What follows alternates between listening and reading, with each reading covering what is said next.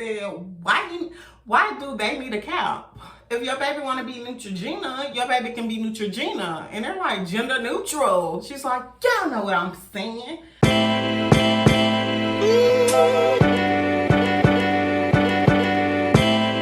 Hey good people, welcome to Keynotes with Keisha, where I analyze the culture primarily through book and film or TV analyses. If you are a subby, welcome back. If you are new here, go ahead and subscribe. You're gonna love it here, I promise. Give you a minute to do that.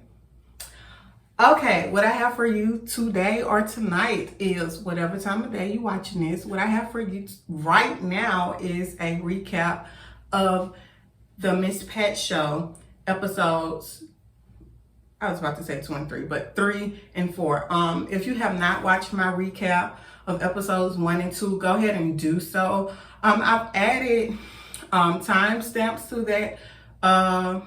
to that video so you can skip through it as needed. But please make sure you like and comment if you're gonna skip through. Appreciate it. Let's get into it. Episode 3 of the Miss Pat Show. Again, the Miss Pat Show is available for streaming on BET Plus. They're not paying me for this. I'm just saying it. So episode 3 is entitled Surprise. And it's entitled Surprise because it's Miss Pat's birthday. And on the show, she's turning somewhere between 35 and 40 because that's literally what the birthday banner reads. 35 to 40 or something like that. So her family has gathered together to throw her this little birthday, not little, but a birthday dinner.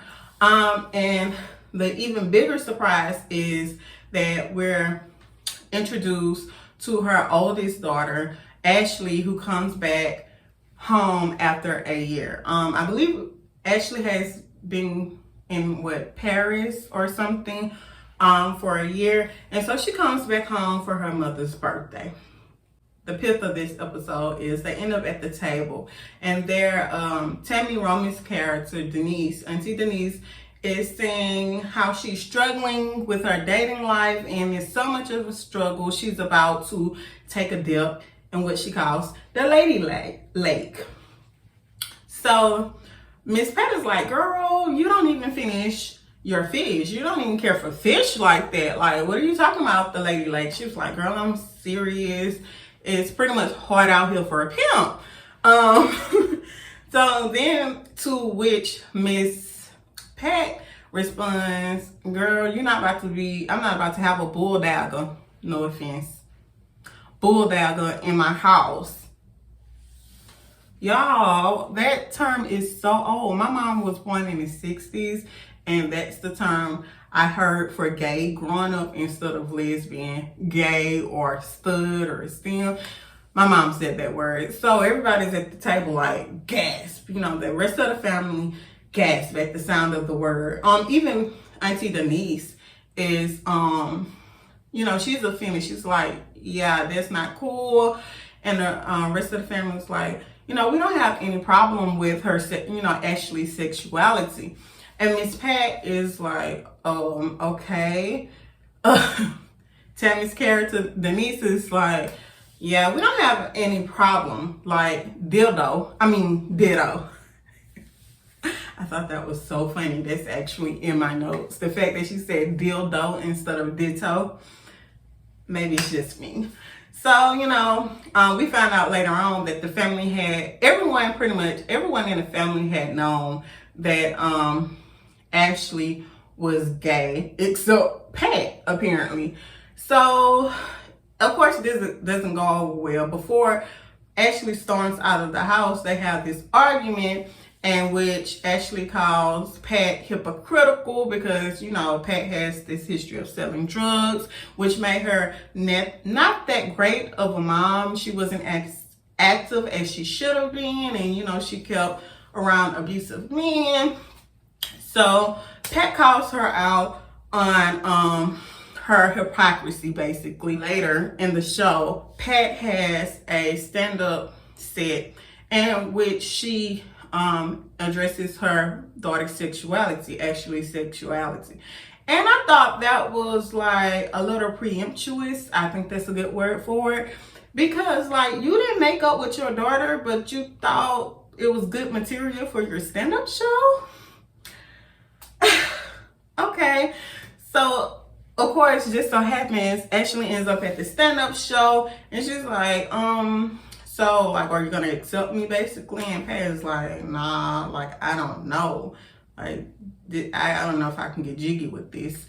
And mind y'all, Pat is not religious. She admitted she doesn't go to church, and she's not religious or anything. She just doesn't want to accept her daughter's sexuality. And her daughter's like, you know, this is a generational curse. I think she was referring to the mother-daughter dynamic, or the lack of relationship and trust and acceptance between she and her mother, because her mom and her grandmother, I don't think they got along too well.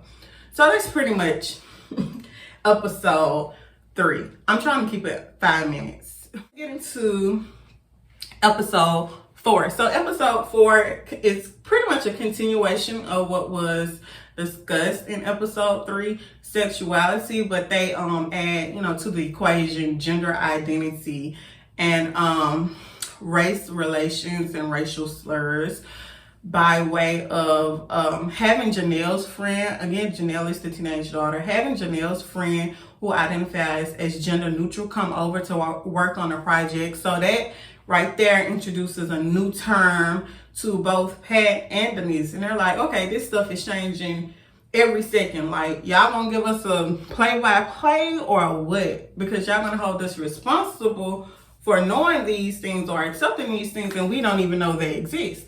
So Jessie is the gender neutral friend, and they come over to work on a project with Janelle, as I said. So Janelle then calls Ashley over to help her with the project. Allegedly, Ashley is only at the house to help with Janelle's project.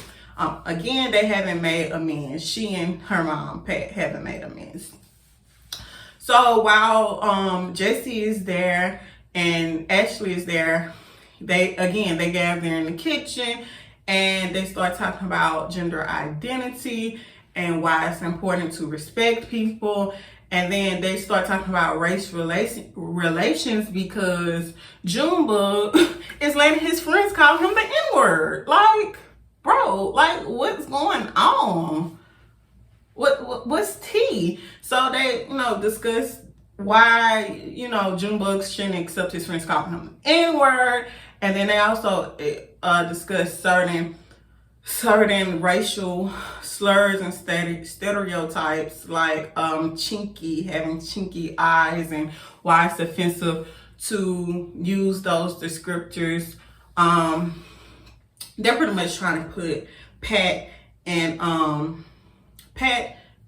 and Denise on game, which is pretty much the dynamic of life now. You got a bunch of Generation Zers and Millennials tapping Generation X, I think they're called, or are they Generation Y? Yeah, I don't know. Generation X, like, no, that's not okay. We're not tolerating disrespect and intolerance anymore. Like you have no excuse. We're educating you, and we're not going to let the ignorance be a pass for you. They have a little gab at the kitchen table and try to update Pat and Auntie Denise as much as possible, and it seems like certain things are starting to click. Like it's starting to, you know, sit with Pat. Like, okay, maybe I was wrong for not accepting my daughter and for, you know, some things I had said in the past. And we see that it does click when Jessie's mom comes to pick Jessie up, and instead of saying, you know, they, as Jessie is preferred to be called, Jessie's mom uses the pronoun he and uses the phrase young man. So Miss Pat checks her, you know, the mom about that, and she's like, you know, the church has an account for this, but it's none of your business.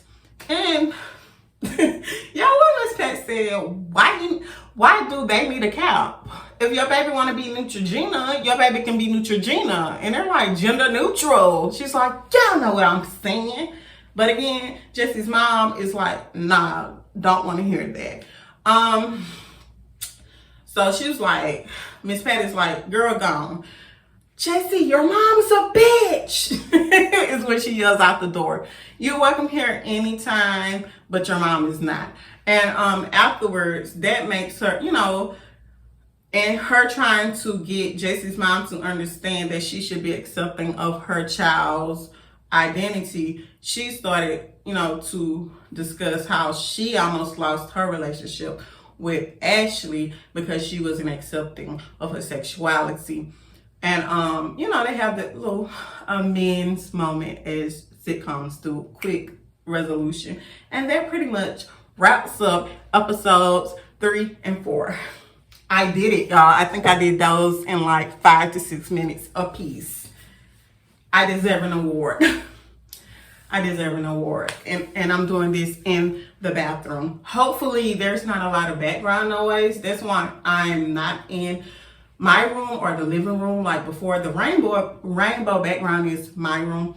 The blue background is the living room. But like it's a lot of background noise. So I thought maybe if I came in here and closed the door, y'all can hear me better. So please don't forget to like, comment, and subscribe. Hit that notification bell to know when I post, what I post, when I post. Excuse me. If you have not watched my other videos, go ahead and do so. If you watched them but have not interacted, if you have not liked, if you have not commented or shared, go ahead and do so. I appreciate it. I have a few new followers. Shouts out to y'all if y'all made it to this part of the video, as well as my, you know, the people that's been rocking with me from the gate. Love y'all.